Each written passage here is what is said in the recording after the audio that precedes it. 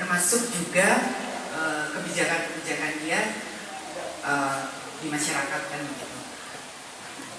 Yang menjadi ganjalan saya adalah saya nggak tahu di aturan hukumnya, saya belum menguasai, tapi ada kan istilah bahwa apabila partai ini merasa tidak cocok dengan calon ini misalnya, dia langsung di PAW-kan, gitu kan, karena dia tidak sesuai dengan kebijakan partai, atau mungkin ada istilah like and dislike dari atasan ke bawahan gitu.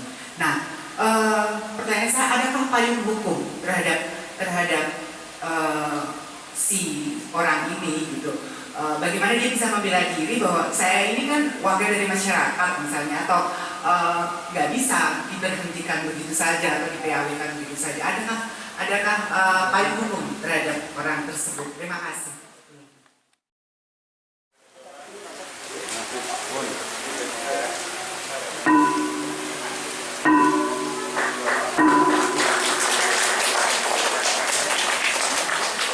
Acara pembukulan gong selesai, kami persilahkan kepada Bapak Sekda Kabupaten Kendal.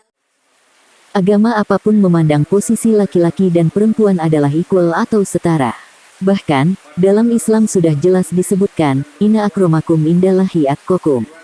Potongan ayat dari Quran Surat Al-Hujurat ayat 13 itu artinya, sesungguhnya yang paling mulia di sisi Allah adalah yang paling takwa di antara kalian. Tidak peduli laki-laki atau perempuan. Begitupun dalam dunia politik, laki-laki dan perempuan punya kesempatan yang sama. Afirmasi kuota 30% keterwakilan perempuan di dunia politik Indonesia merupakan bukti batasan minimal bagi perwujudan kesetaraan itu.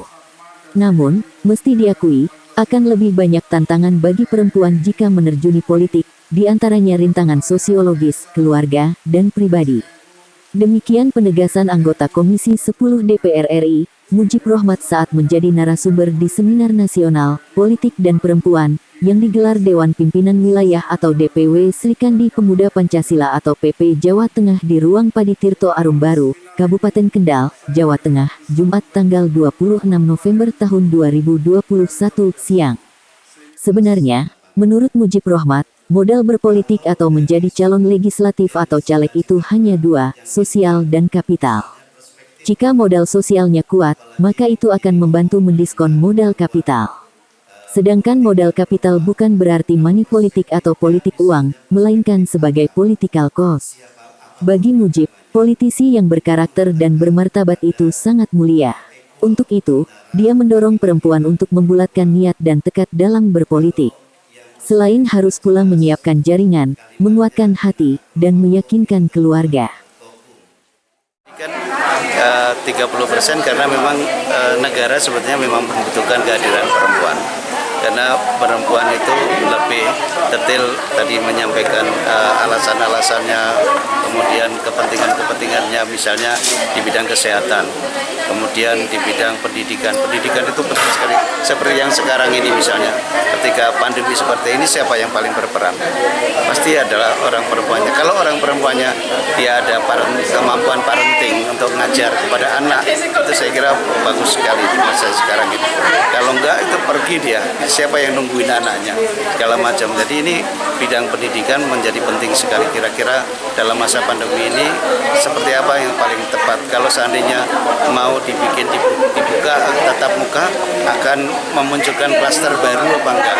Kalau itu klaster baru berarti nanti yang kena adalah anak-anak. Kalau yang kena anak-anak itu potensinya semakin mengkhawatirkan sekali kalau anak-anak kita sakit gitu. Jadi itu yang jadi makanya negara butuh sampai 30% dan itu memang sudah disepakati atau konvensi di PBB 30% afirmasi. Hanya masalahnya afirmasi tadi itu saya guyonannya tadi kan untuk jadi calon ya, tapi calon jadi belum tentu. Kenapa? Karena sistemnya itu tarung bebas. Kalau tarung bebas itu kan mau dikasih nomor 1, mau dikasih nomor 10, kalau dia punya kemampuan mungkin bisa jadi. Tapi kalau nggak punya kemampuan dan nggak punya modal sosial yang memadai, apalagi modal kapitalnya nggak ada, ya sangat mungkin akan terjadi masalah. Di samping itu juga yang jadi masalah adalah anak perempuan sendiri dalam dirinya misalnya ada yang tingkat pendidikannya kurang, kemudian jaringan sosialnya kurang, untuk sosialisasi ke masyarakat kena hukuman, nanti kalau kemalaman dicap opo dan sebagainya. Saya kira ini yang menjadi tantangan buat perempuan-perempuan untuk bisa meningkatkan kapasitas dirinya dan sebagainya. Kebetulan kalau kami di Golkar itu ada tokoh-tokoh yang cukup bagus, perempuan dan efektif. Karena memang pendidikannya bagus-bagus. Mutia Hafid itu jadi ketua Komisi 1. Padahal itu yang diurus itu luar negeri dan tentara. Tapi dia bisa menjadi bagus. Nurul Arifin itu dulu sebelum jadi caleg dia pernah magang di tempat saya untuk belajar. Di samping dia kuliah lagi di UI S2-nya bidang politik. Jadi ada kemampuan yang dibangun oleh Irja Khatifah itu insinyur, kemudian di ITB dia pimpinan Komisi 10, dia doktor, dia di Australia. Jadi dia kemampuan dirinya bagus sehingga tidak hanya soal perempuannya, tapi perempuan yang ada di DPR yang kita harapkan tentu yang efektif, yang produktif untuk melahirkan kebijakan-kebijakan yang lebih baik. Ya terutama sosial tadi kan ada pendidikan dalam dirinya. Jadi ada secara intelektualnya yang bagus, kemudian juga punya hati yang bagus dan punya gerakan-gerakan kegiatan yang bagus. Jadi sehingga punya jaringan. Saya kira itu. Narasumber lain, dosen Fakultas Ilmu Sosial dan Ilmu Politik atau FISIP Undip Semarang, Fitriah mengungkapkan, afirmasi 30% sebagai batasan minimal semestinya sudah menjadi angin segar bagi perempuan berpolitik di Indonesia. Pelaksanaannya juga sudah menunjukkan perkembangan yang menggembirakan. Hanya saja, menurut mantan Ketua Komisi Pemilihan Umum atau KPU Provinsi Jawa Tengah ini, perempuan tetap harus mempersiapkan diri lebih baik lagi, sehingga bisa memperjuangkan hak-hak politik mereka sendiri. Perempuan yang punya passion di politik, seharusnya jangan hanya jadi caleg, tapi harus caleg jadi. Di sisi lain, Fitriah yang ahli dalam kajian politik praktis, pemilu, dan politik gender dalam pemilu berharap, laki-laki yang mendominasi dunia politik negeri ini turut memikirkan aspirasi perempuan. Dengan kebijakan afirmasi action ini ada peningkatan, tetapi memang lambat, tapi ada. Menurut saya itu sudah positif ya, meskipun tentu harapannya kita menginginkan minimal 30%. Mengapa 30% penting? Karena dengan 30% itu perempuan bisa didengar, gitu kan. Menurut teori kan 30% dengan 70% itu bisa dialog. Angka itu menjadi angka yang penting. Nah, tetapi kalau sekarang capaian seperti itu, harapannya ke depan akan naik. Nah, progres ini paling tidak, menurut saya ini menjadi semacam role model supaya kemudian paling tidak mendorong perempuan menjadi paham bahwa mereka bisa, ya, mereka bisa dan mampu.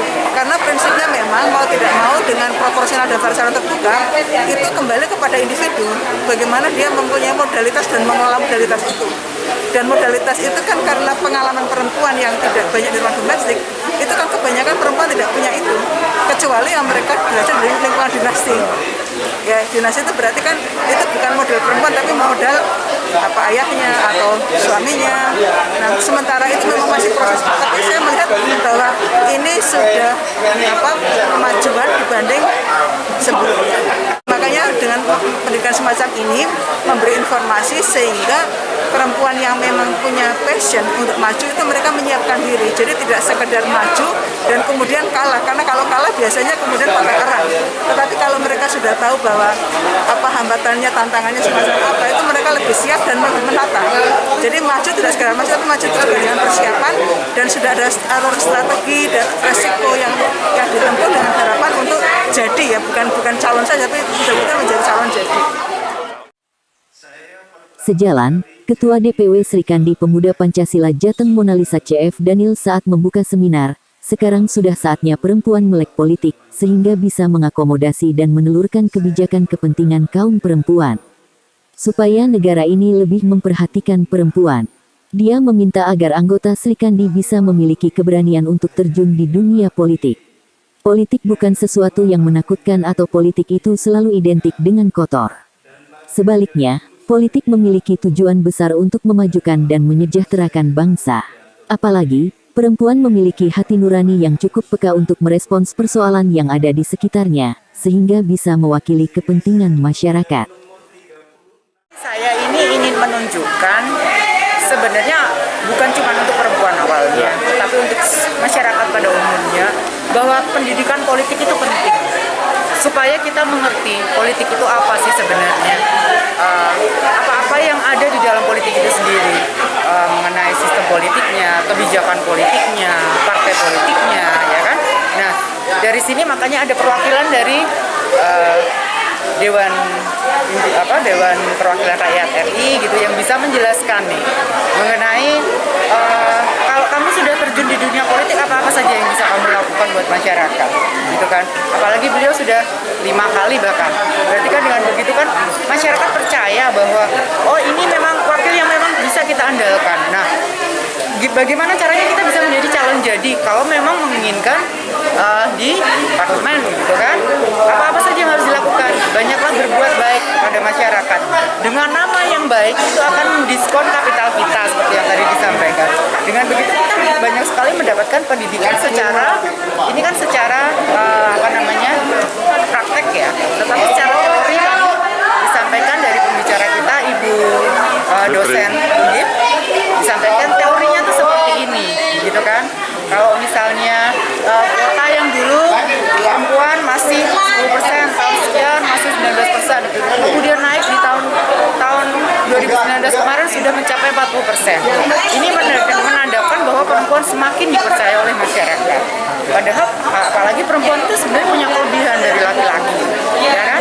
Perempuan itu lebih bisa bermasyarakat, maksudnya lebih gampang dia bersosialisasi dengan masyarakat. Di pasar dia bisa saling menyapa, begitu kan?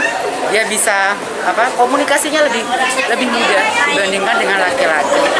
Kemudian juga untuk organisasi pun, jangankan tidak perlu di tingkat yang lebih tinggi, di tingkat desa, RT, Karang Taruna, Dharma Wanita dan sebagainya. Ayo kita tingkatkan kegiatan-kegiatan yang positif. Jadi dengan begitu paling tidak masyarakat percaya siapa orang yang dibawa. Pesertanya itu sebenarnya kita pengen sebanyak-banyaknya, Mas. Akan tetapi memang kita kan masih dalam situasi baru saja ada